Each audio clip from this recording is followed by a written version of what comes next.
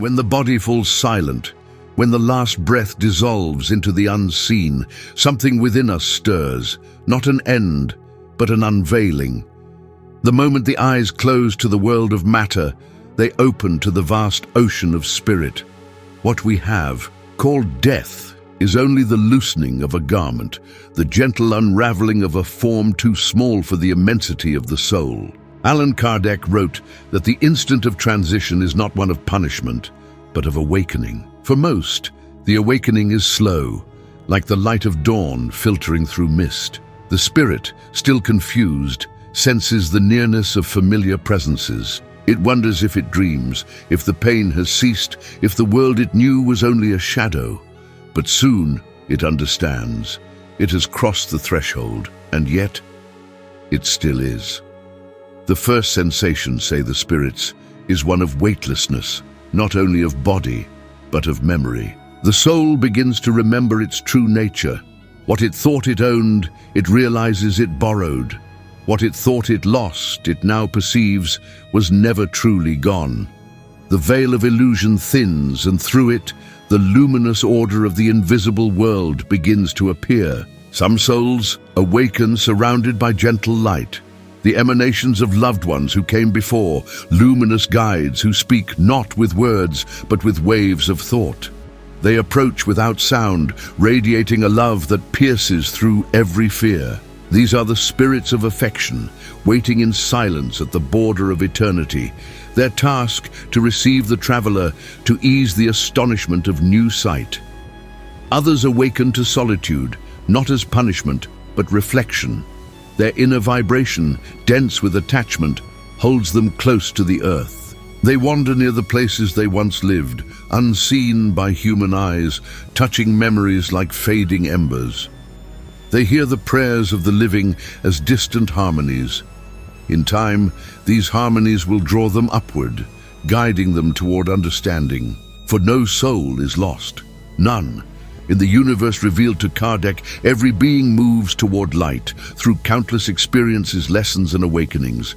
The life beyond the veil is not a static heaven or a fiery hell, but a realm of perpetual becoming. The spirit continues to think, to love, to desire, to learn.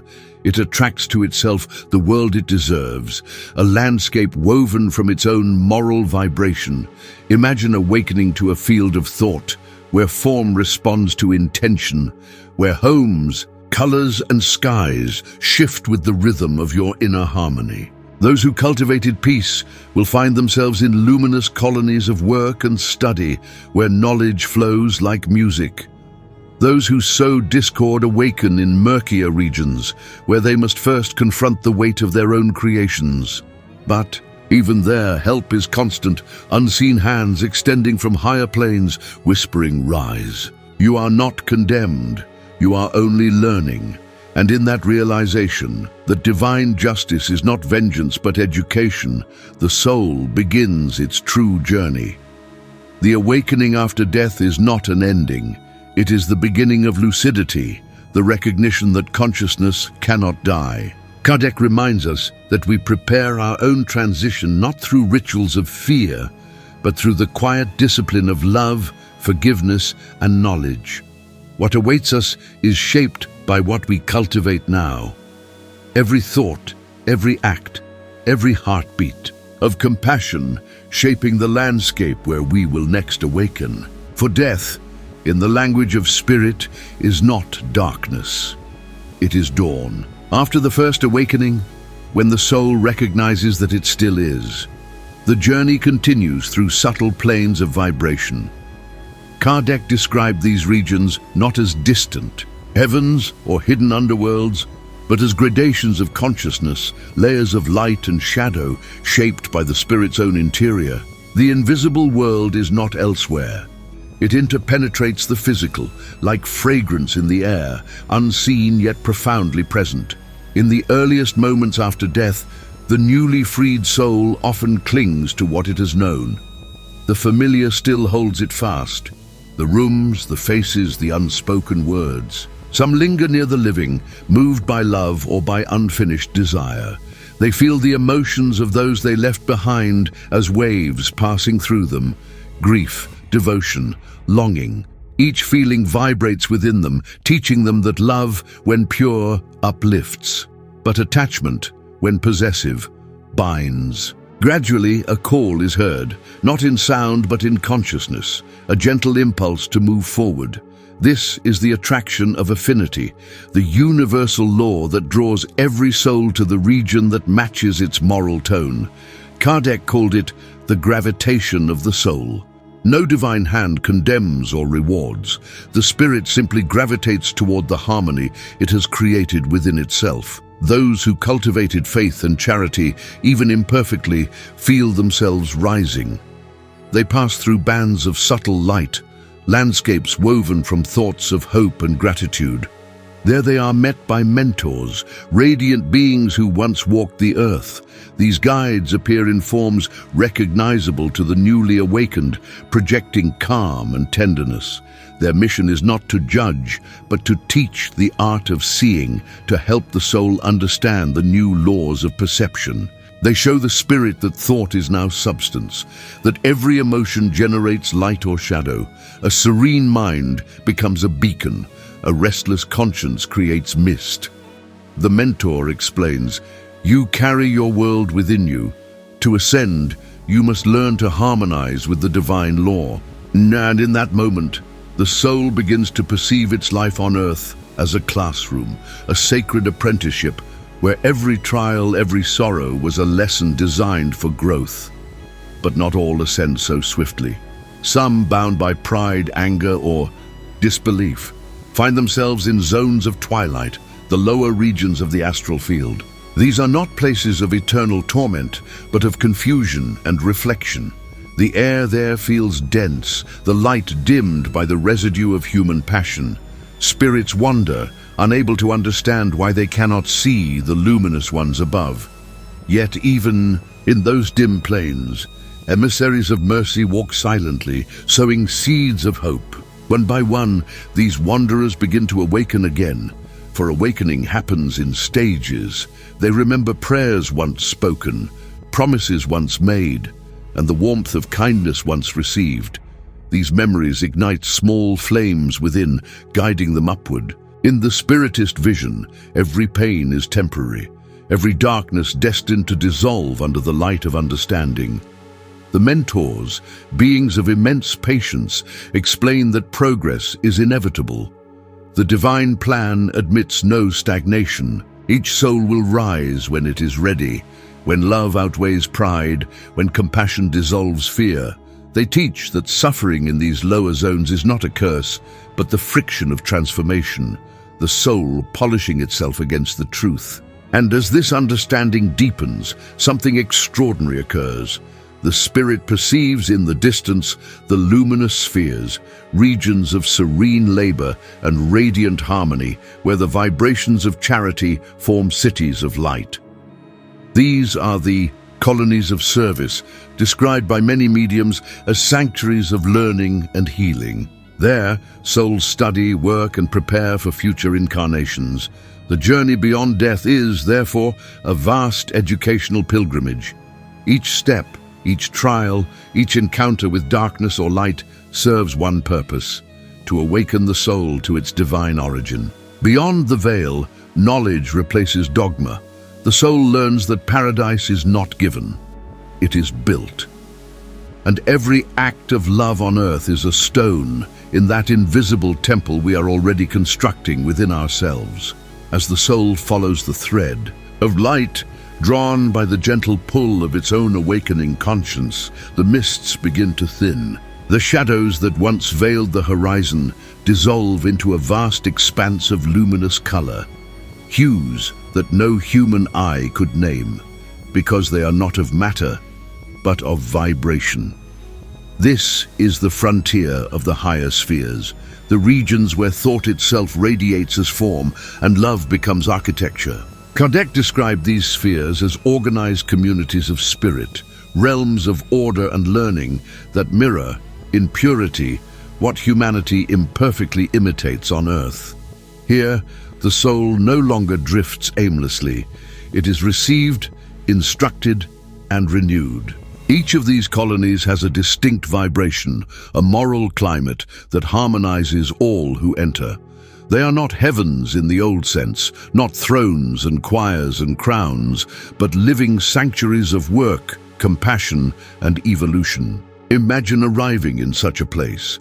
The first thing one perceives is the air, not air as we know it, but a fluid of light, alive with harmony. Every breath nourishes the spirit's essence. The ground beneath seems translucent, woven from the same luminous current that flows through the sky. The light does not come from a sun, for everything shines from within itself. The trees, the dwellings, even the paths seem to breathe with rhythm. The mentors who receive the newcomers are not distant deities, but brothers and sisters of older experience. They smile with the serenity of those who know that time is infinite. Their speech is not heard, but felt, words carried as waves of understanding, resonating directly in the heart. They say, "Welcome home. You have never been abandoned. Every tear you shed was seen. Every kindness you offered built a bridge that brought you here." In these luminous cities, there are temples of study where the science of the soul is taught, lessons about the laws that govern thought, reincarnation, and the chemistry of love. There are hospitals of light where weary spirits recover from the exhaustion of physical existence. Their healers work not with instruments, but with the magnetic radiance of compassion. Each prayer, each sincere act of faith sent from earth, arrives here as a spark, to be transformed into energy of restoration. And there are the homes, gentle sanctuaries where families of spirit dwell together, sometimes awaiting the arrival of those still incarnate. When a soul's vibration allows, reunion becomes possible. Loved ones who passed before come forth to greet the traveler. There are no dramatic embraces, no tears as we know them, but an indescribable recognition, an exchange of luminous warmth that transcends every earthly gesture. The heart understands, without words, that love is eternal because it is the very fabric of existence.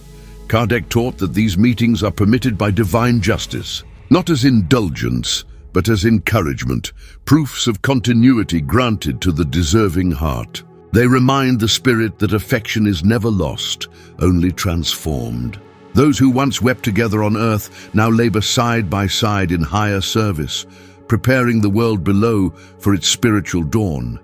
Yet, even in such blissful realms, rest is never idleness. Every being once restored feels the call to serve, to assist those who still struggle in the lower planes or among the living who have not yet awakened. The law of progress is movement, and the greatest joy of the evolved spirit is to descend in compassion, not in punishment. Many who suffered deeply on earth become healers and messengers, their pain transmuted into light that consoles others.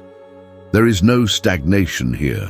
There are schools for children who passed young, workshops of art and music where beauty becomes prayer, laboratories of wisdom where science and faith are one. Every gesture, every thought, vibrates in harmony with divine intelligence, and always, above these luminous colonies, higher and purer spheres ascend, levels of consciousness so radiant that words cannot describe them. They are inhabited by spirits whose love embraces entire worlds. Their light filters downward, sustaining the lower realms, guiding evolution with invisible tenderness. To know these colonies, even in imagination, is to understand the destiny of the soul. We are not condemned to oblivion. We are travelers in an endless universe of love, ascending through the science of compassion.